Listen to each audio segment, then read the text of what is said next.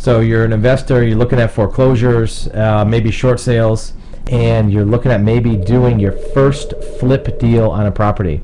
This is Dave at AFX Title, and I want to take a look at some of the aspects that go into flipping a house and what goes into comparing the numbers on your first flip deal. First of all, do the math. It's pretty easy. Sales price minus what you paid for it, minus what you put into it, and that's your profit, right? So you buy a house for $400,000, you sell it for $350,000, you put $20,000 into it. Hey, I just made $30,000. 10% profit on the total, maybe a higher profit on what you put into it. When you do your first flip deal, I recommend that you take whatever you think the sales price is going to be and take off 10%. That way you account for any negotiations. Everybody wants a discount. Your property may not sell as much as the highest one that you saw in the comparable sales, which you should have. At the same time, take whatever you think you're going to put in for rehab on your first deal and double it. If you think you're going to put in $20,000, figure 40, at least 30 or 35. The first deal you have, a lot of times you'll underestimate what it's going to take to get that property in good shape. You may have a realtor come in and say, if you put these things into it, the house will sell. Now you may start doing it and find out when you pull the wall off, it needs some new electrical, it needs some new plumbing. The floor underneath is rotted out. The person who's giving you advice on what to upgrade in the house may miss a few things that might need upgrading. Maybe it needs some new sod in the front yard. After you do that, take another 10% off the sales price for closing costs. When you sell a house, you'll have about 10% in closing costs. You're going to have 6 or 7% for a realtor, another 1 or 2% for the actual closing itself, closing fees, title fees, maybe payoff fees, and then that rounds off to about 10%. Take that off, and then your purchase price, you may have a couple percent on the buying end of the deal. So if you do all that and you still have black ink and you're still making a profit, go ahead and do the deal. Look, I've done myself dozens of flip deals back in the early 2000s.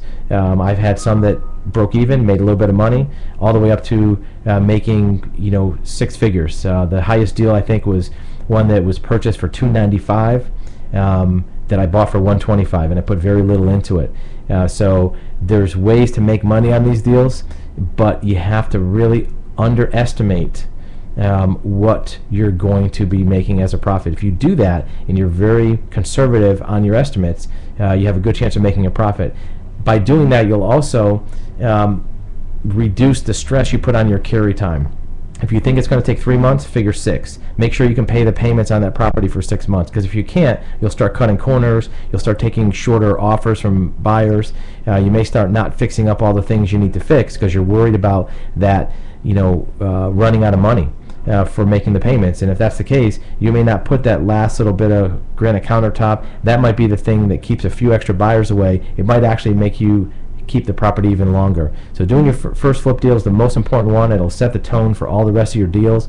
At least break even on that deal, maybe make a little bit of money, so that way you're confident, you know the procedure. It's going to be as much of a learning experience as anything else. You can get a lot of information from internet websites, chat rooms, talking to other so-called investors who have done this before, and you don't even really know if they've done these deals.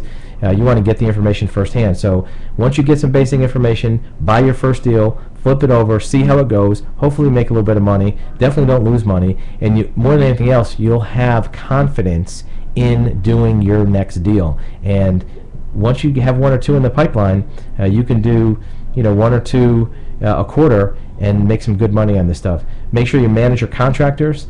Don't just think when you hire a contractor because they're their own business, they're going to show up on time. Make sure that you're there when they're supposed to show up, so they kind of clock in, start doing the work, check on them a few times a day. Do some of the work yourself, but not all of it, so that way you understand what the process is like. You see what's going on behind the scenes.